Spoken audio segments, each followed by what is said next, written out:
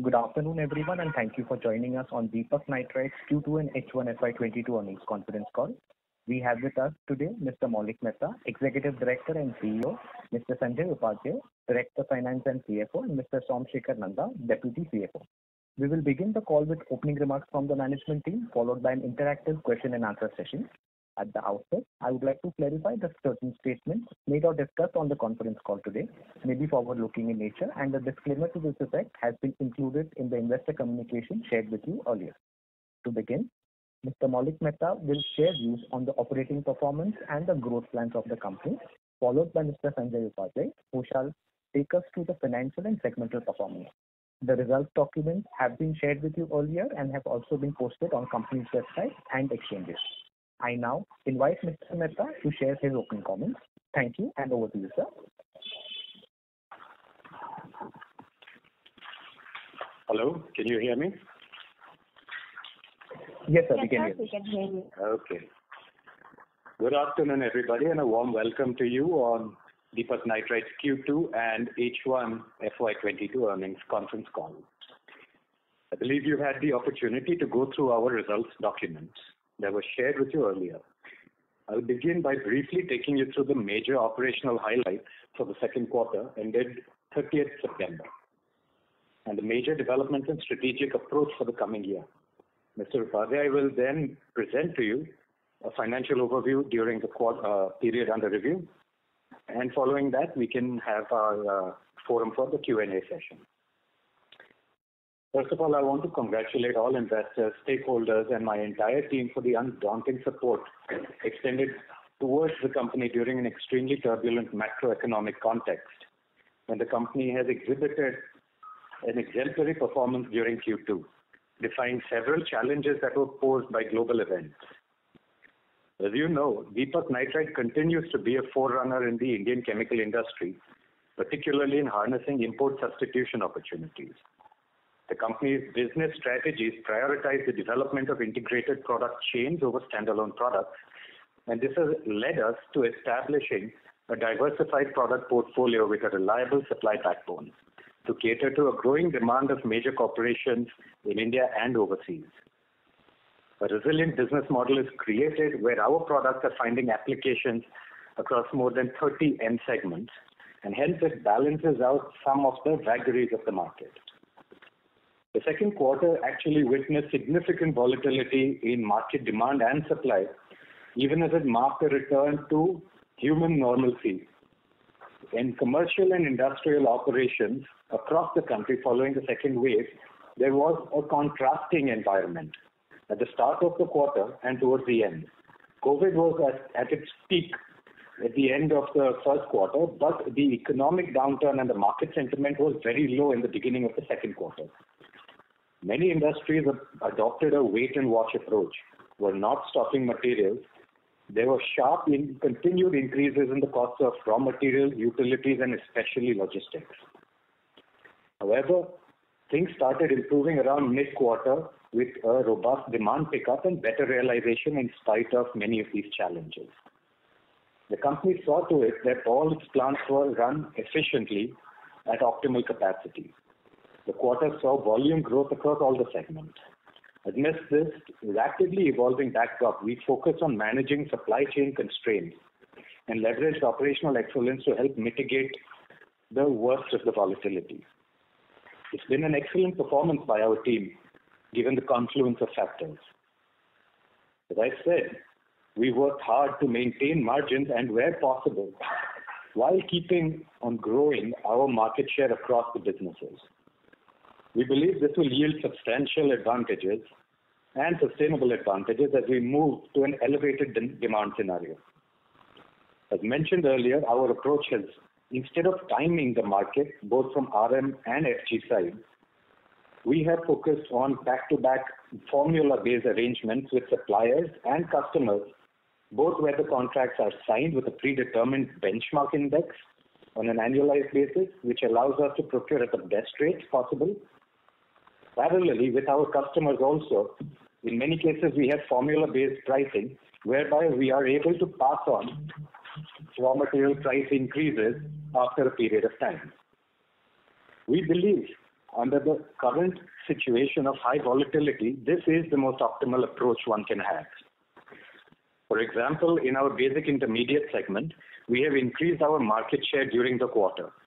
We selectively implemented price increases in Q2 to partially pass on higher costs.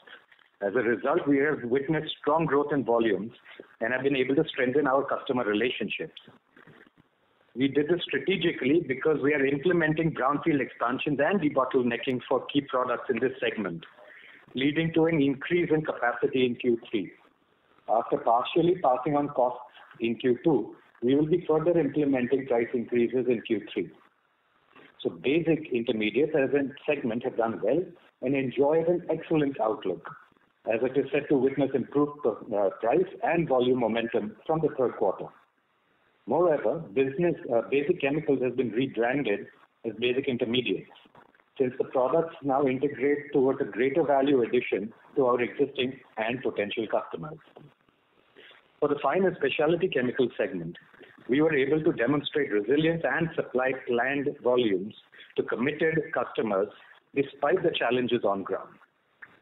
Also, an important point to note is that last year had a high base due to a sharp spillover of volumes from the April-May months into the August-September months. Even as the input cost inflation has been absorbed this quarter, we are very well placed to transmit this increase in input costs through higher realizations as we're entering the second half of this fiscal, which is seasonally strong for businesses like agrochemicals. The outlook for this business is positive.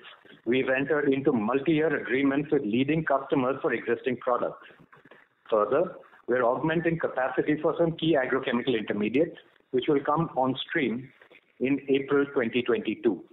I'm happy to say that even before completion of this project, we have tied up the entire volume.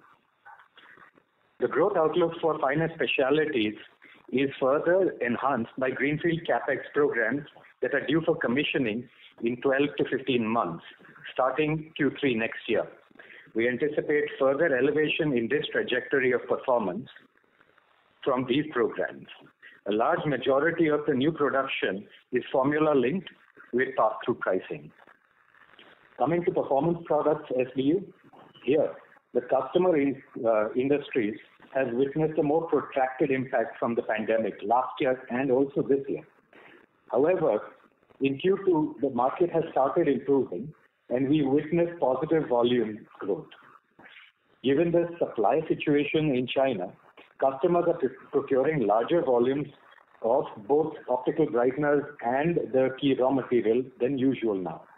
Since major end user segments have returned to pre-COVID levels, the performance products business is expected to witness a sharp turnaround, with prices already firming up into the third quarter. The phenolics business continues delivering strong performance quarter on quarter. We witnessed volume growth in Q2. The whole approach here is to run the plant at an optimal capacity and at the highest operational efficiency. In this segment also, we have increased volume, thereby enhancing our market share. The first quarter had witnessed an abnormal impact on acetone pricing due to the cyclone in the US. However, in the second quarter, pricing has normalized. Commissioning of the cogen power plant and the additional isopropyl alcohol capacity during this third quarter shall also firm up the performance. With growth reported by every business unit and key product cluster, the business is in very good shape, as we have been having superior control over all aspects of the company, including operations, marketing, procurement, technical services, projects, and finance. I would take this opportunity to state that at this challenging time of talent management, attrition has been negligible, and the right talent force is in place and motivated to work with the company to take it to the next level. Even as we have pared debt and maintained dividends, we have been able to strategically deploy cash flow into growth projects which will further improve the business proposition. This includes the brownfield project and debottlenecking for key products in the basic intermediates towards the end of the third quarter. There will be an enhanced capacity for agrochemical intermediates coming on stream over the next 6 to 8 months. New agrochemical intermediates further of 300 crores that we have already announced in our new site in Dahej, expected to be commissioned in H2 of next year. And we are, as I mentioned, expecting to commission IPA2 to manufacture 30,000 tons of additional capacity and a 29 megawatt cogen plant during this current quarter. Over and above, the expansion program for phenol and acetone downstream products of 700 crore will come into force as was informed earlier. All of these projects will also enable us to progress further up the value chain, delivering both volume and value gains across operations. For me, the key takeaway in Q2 is how efficiently our teams have navigated through very challenging circumstances to deliver sustainable outcomes, having control over all aspects of business. We're moving in the right direction to become a diversified chemical major, where we maintain our stalwart position in existing products and further innovate to develop new products and platforms. More importantly, we seek to forge deeper long-term partnerships with strategic customers to deliver scale in volumes.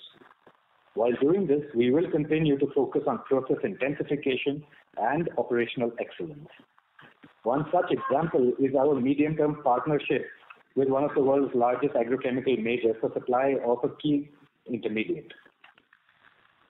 As you may know, Deepak Phenolics is expanding the IPA facility and enhancing its utilities to add new downstream solvents. These solvents are largely employed in the life sciences paint coatings industry. The company aspires to be a world-class provider of solvents that are ideally integrated with its diverse product portfolio. In key achievements across the quarter, Deepak Nitrite was awarded the Best Compliant Company for the codes under responsible care by the Indian Chemical Council. Deepak Nitrite also received the Divya Bhaskar Pride of Gujarat Award for the most responsible company. Moreover, Deepak Foundation was awarded the Time CSR Award 2021 for Project Sangat. To conclude, we continue to remain focused on maintaining our agility that